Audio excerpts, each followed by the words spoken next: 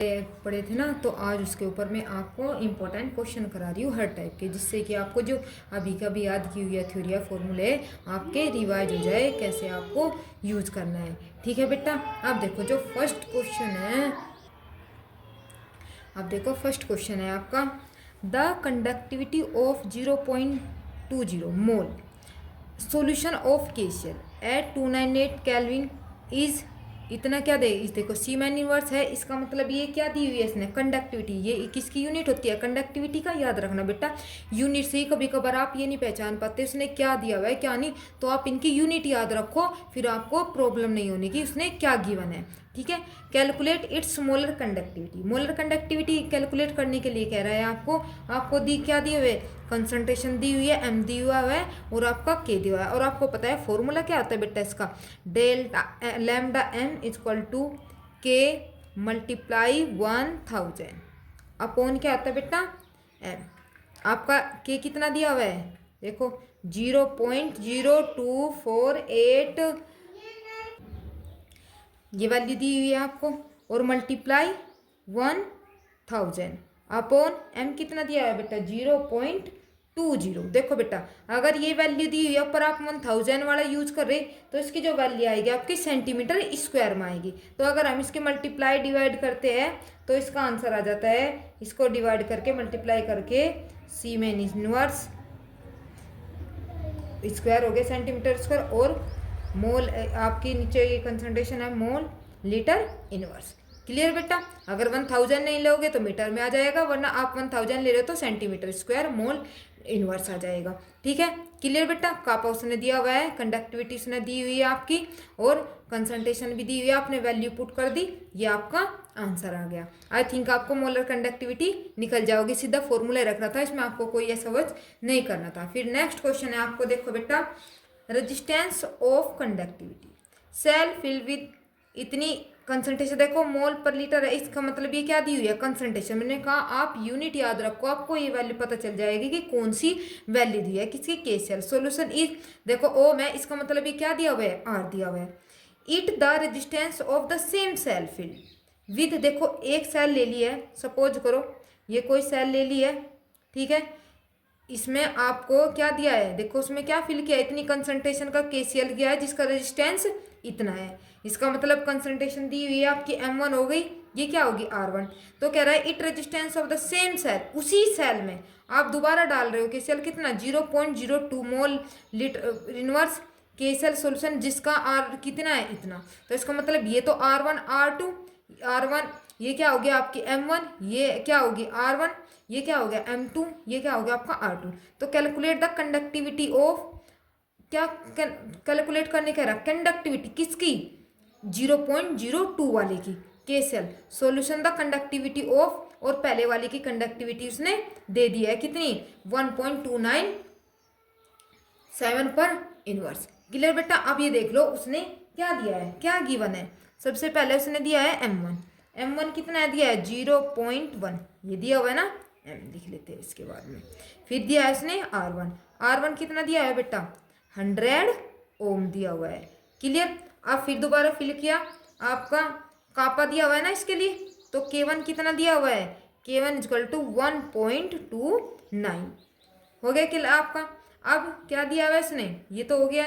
फिर M2 कितना दिया हुआ है, ये तो M2 0.02, और R2 कितना दिया हुआ है इसी का ही, ये रहा इक्वल टू 120। ठीक है बेटा, ये वैल्यूज ने गिवन है कि ये सेल ले ली, इसमें आपने फिल कर दिया, दो कंसंट्रेशन के वैल्यू का डाल दी, और ये इसका अलग अलग रेजिस्टेंस है, पहले वाले की कंडक्टी ये है तो दूसरे वाले की कंडक्टी कितनी होगी, ये ऐसे पूछ रहे हैं। तो हम सबसे पहले क्या करेंगे बेटा, देखो कैसे क्या यूज करेंगे, हमें आपके लिए इसमें कंडक्टिविटी निकालनी है। कंडक्टिविटी के लिए हमें क्या चाहिएगा, सेल कांस्टेंट चाहिएगा। क्यों, क्योंकि बेटा एक चीज का हमेशा ध्यान रखना, अगर आप ये यूज कर रहे हो कि सेम सेल है, क्या है, अगर सेम सेल है, जो सेम सेल होती है बेटा उसमें जो सेल कांस्टेंट होता है दोनों का क्या होता है, सेम होता है। तो इसका मतलब अगर हम एक की हेल्प से सेल कांस्टेंट निकाले तो हम दूसरे में क्या कर सकते हैं, यूज कर सकते हैं। इस बात का ध्यान रखना बेटा, अगर एक ही सेम सेल है तो उसमें सेल कांस्टेंट दोनों के क्या होगी बेटा, इक्वल होगी। तो इसका मतलब हमारे पास एक फॉर्मूला है, कौन सा, कापा वाला, K equal to conductance multiply cell constant, आपके याद हो तो ठीक, ये फॉर्मूला किया था हमने। ये क्या है, कंडक्टिविटी, हमारे पास इसकी कंडक्टिविटी है। ये क्या है, कंडक्टेंस, और ये क्या आपका सेल कांस्टेंट। और कंडक्टेंस का हमें फॉर्मूला हमने क्या पढ़ा था, G इक्वल टू होता है 1/r, ये पढ़ा था ना हमने। तो इसकी जगह क्या रख देंगे हम, kappa equal to 1/r into G star. तो ये क्या हो जाएगा बेटा, यहाँ पर चला जाएगा तो G स्टार आ जाएगा आपका क्या, इन दोनों की मल्टीप्लाई, ये 1 ये भी 1, दोनों की K1 मल्टीप्लाई R1। तो क्या आ जाएगा आपका, जो K1 है, K1 की वैल्यू क्या दी हुई है इसने, K1 देखो ये दिया हुआ है ना 1.29 मल्टीप्लाई R1 कितना दिया हुआ है 100। तो क्या आ जाएगा आपका, इसमें मल्टीप्लाई करके 129 मीटर, ये वैल्यू आ जाएगी आपकी किसकी, सेल कांस्टेंट।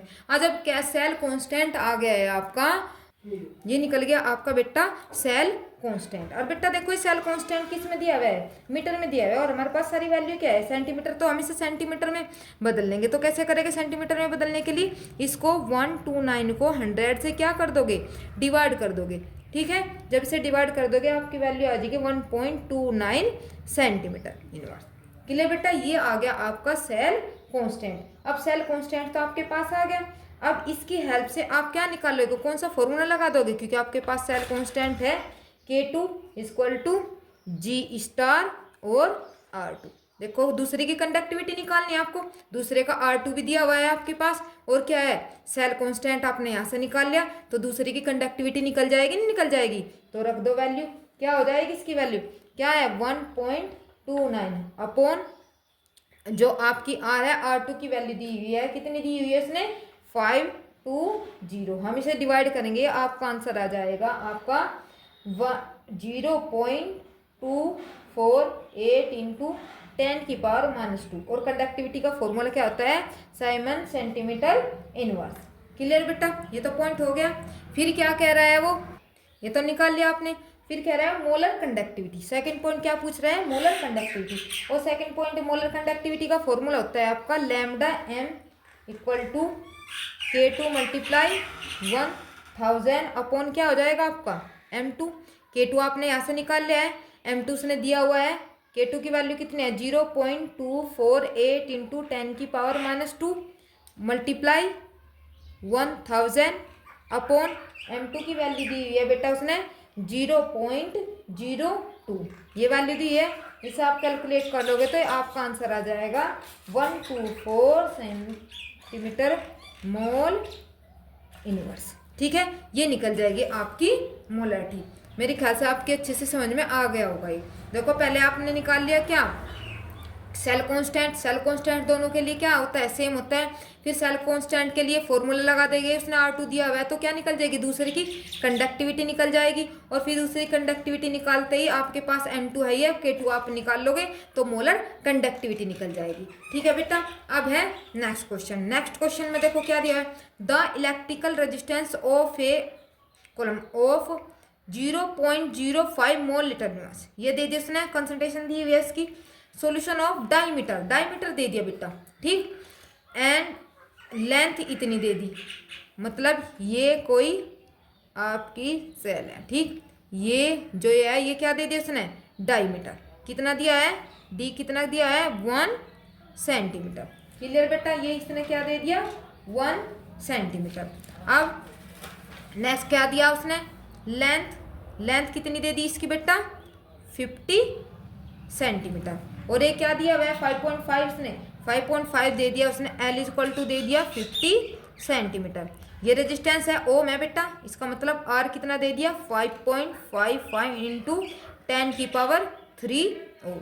तो क्या क्या कैलकुलेट करने के लिए कह रहा है, देखो बेटा कितना part, resistivity, conductivity and molar conductivity. तीन पार्ट आपको याद कर निकालने हैं। और सबसे पहले अब क्या करना पड़ेगा हमें तीनों के लिए, हमें एरिया चाहिएगा, क्योंकि अगर हम रेजिस्टेंस निकालते हो या कंडक्टिविटी रेजिस्टिविटी निकालते हो तो L अपॉन ए लगेगा, एरिया चाहिएगा। एरिया आप कहाँ से निकालोगे, देखो डायमीटर दिया हुआ है, एरिया, एरिया का क्या फॉर्मूला होता है बेटा, एरिया ऑफ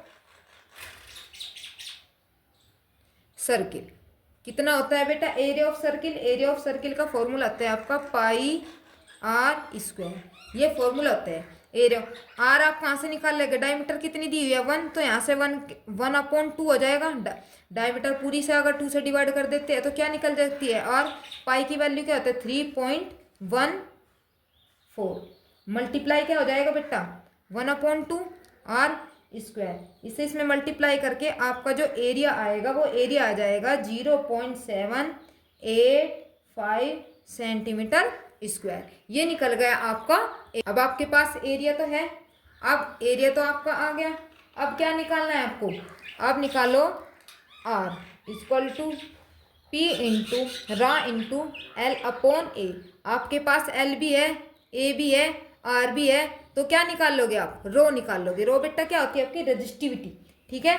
तो क्या फॉर्मूला हो जाएगा, यहाँ पर क्या हो जाएगा, ये कहाँ चला जाएगा है और ये कहाँ चला जाएगा इधर, तो क्या बन जाएगा, ये इसका निकालना ना, तो ये इधर ये अपोन में, देखो ये ऐसे जाएगा और ये ऐसे जाएगा और रो रह जाएगा आपका यहीं पर। तो क्या हो जाएगा R इंटू क्या हो जाएगा A अपॉन L। तो वैल्यू पुट कर दो बेटा इसकी, क्या आ जाएगा वैल्यू पुट करते ही 5.55 इंटू 10⁻³ तो दिया हुआ है R, ठीक है। ए कितना भी निकाला है आपने 0.785। लेंथ कितनी है बेटा, आपकी लेंथ है इसकी 50, ठीक है, ये हो गया।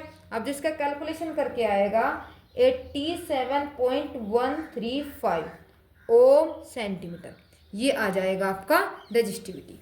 क्लियर बेटा, सीधा डायरेक्ट फॉर्मूले में रखना है। ये तो निकल गया रेजिस्टिविटी, फिर क्या निकालना है आपको कंडक्टिविटी।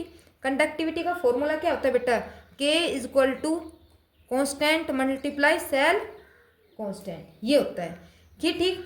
तो कैसे जो आपका ये है जी कांस्टेंट, ये हो गया सेल कांस्टेंट आपके पास है, तो सिंपल से फॉर्म में आप इसके इसमें कैसे भी यूज कर सकते हो 1/p, क्योंकि 1/p की वैल्यू आपके पास निकाली हुई है। अभी आप निकाल के लाए हो कितनी, ये वाली, तो कैसे निकल जाएगा 87.135, और जब हम इसे इससे डिवाइड करते हैं, इससे डिवाइड करके आ जाएगा बेटा आपका 0.01148 सेंटीमीटर इनवर्स या ओम सेंटीमीटर इनवर्स, ये हो जाएगा। ये निकल गया आपका कंडक्टिविटी, ठीक है बेटा। इसे ऐसे यूज कर लो या ऐसे लो, जो वैल्यू दी हुई है उसी से कर लो। इतने टफ यूज करोगे जब तक हमें सिंपल फॉर्मूला यूज कर लेंगे इसके लिए। अब क्या कह रहा है पापा, तो आपने निकाल लिया, फिर कह रहा है मोलर कंडक्टिविटी। मोलर कंडक्टिविटी का फॉर्मूला क्या होता है बेटा, ये तो K मल्टीप्लाई आपका 1000 अपॉन M का आपने अभी निकाला है क्या 0.01148। बेटा बस फॉर्मूला याद होना चाहिए आपके, बस सीधे वैल्यू पुट करते चले जाओ। M कितना दिया हुआ है 0.0 M कंसंट्रेशन दी, जैसे कैलकुलेशन करोगे आपका आ जाएगा 229.6 Simon centimetre square mole litre mole inverse. अब देखो बेटा क्लियर, आई थिंक ये क्वेश्चन समझ में आ गया होगा, क्योंकि सीधा डायरेक्ट ओनली फॉर्मूले में वैल्यू आपको पुट करनी थी और कुछ नहीं करना था। अगर कोई भी डाउट हो बेटा, कोई भी क्वेश्चन पूछना हो, बस यही 3 आपको क्वेश्चन करने हैं। आगे नेक्स्ट कल कराऊंगी, कभी आपको कन्फ्यूजन बढ़ जाए पहले एक क्वेश्चन करके देखना यहाँ तक की, फिर नेक्स्ट कल कराऊंगी, ठीक है बेटा। कोई भी डाउट हो किसी भी क्वेश्चन में आप कमेंट में लिख सकते हो, भेज सकते हो, ठीक है बेटा। अगर वीडियो अच्छी लगी हो लाइक करना, सब्सक्राइब करना। थैंक यू बेटा।